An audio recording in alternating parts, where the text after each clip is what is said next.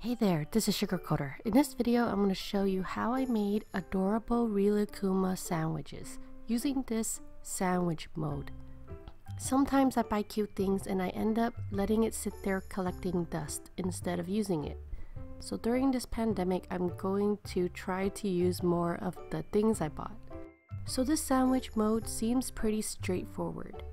I am not sure if the steps are correct, but the end result turned out pretty good. Although I cannot find this exact mode online, I put some other links in the video description that has cute modes as well. So anyways, I hope that you like this product testing video, and if you like videos like this, please let me know in the comments below. Thank you so much for watching and have a sweet day.